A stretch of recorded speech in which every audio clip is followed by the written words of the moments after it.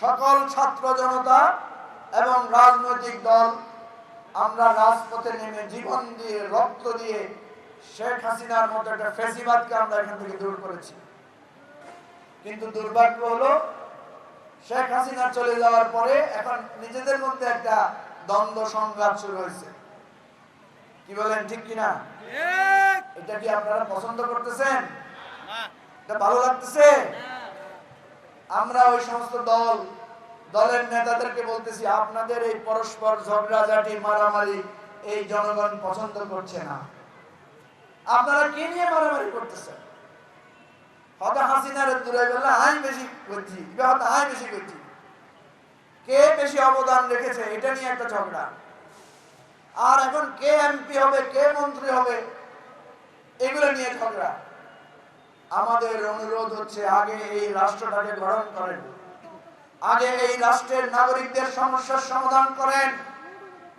যেই লোকটার ঘর নাই, যে মাটা অসুস্থ, আমার যে বোন চোখে দেখতে পাচ্ছে না, আমার যে শিশু স্কুলে যেতে পারছে না, আমার যে রিকশাওয়ালা ভাই তার মেয়েকে বিয়ে দিতে পারছে না, তার কাছে শেখ মুজিব কি আর জিয়াউর রহমান কি কোনো পার্থক্য আছে? সে জিয়াউর রহমান বুঝে না, শেখ মুজিবও বুঝে না। সে ধর্ম বুঝে না। পেটে ভাত না থাকলে ধর্ম করতে ইচ্ছা করে না। সুতরাং আগে মানুষের পেটের ভাত দিতে হবে, মানুষের সমস্যার সমাধান করতে হবে, মানুষের চোখের অশ্রু মুছে দিতে হবে। হাসপাতালে যারা চিকিৎসার কষ্টে আছে তাদের চিকিৎসার কষ্ট দূর করতে হবে। তারপর আপনারা ঝগড়াঝাটি করেন, তারপর কার কি অবদান এটা নিয়ে লড়াই করেন। আমরা এখান থেকে দাবি করছি, গণ অভ্যুত্থানে ছাত্র জনতা, যে সমস্ত ফ্যাসিবাদ বিরোধী রাজনৈতিক দল, আপনারা যে যেখানে ভূমিকা রেখেছেন, আল্লাহর ওয়াস্তে আপনাদের ঝগড়া বন্ধ করেন। আসেন সবাই আমরা যেভাবে কাঁধে কাঁধ মিলিয়ে এই রাষ্ট্রটাকে গড়ার জন্য আমরা আমাদের চেষ্টা করে যাই। যদি সেটা না করেন কি হবে জানেন?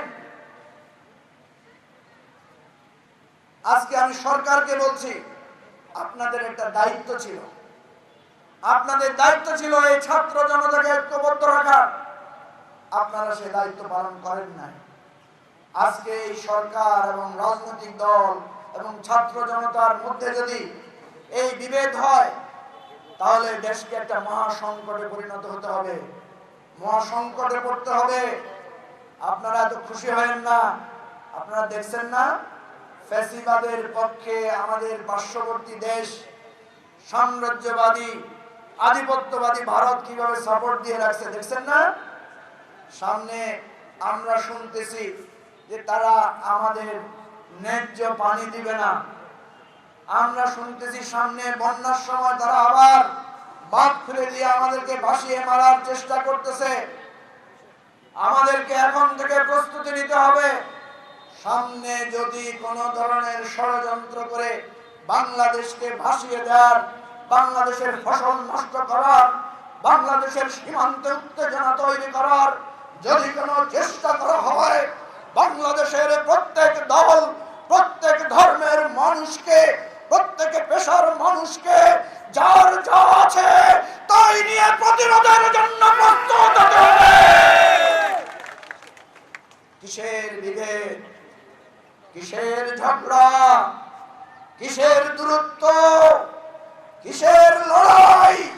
বাংলাদেশের স্বাধীনতার জন্য আমাদের আরো অনেক লম্বা সময় লড়াই করতে হবে। এবি পার্টি সবাইকে ঐক্যবদ্ধ করে, সবাইকে নিয়ে একটা সুন্দর বাংলাদেশ গড়ার আহ্বান জানাচ্ছে।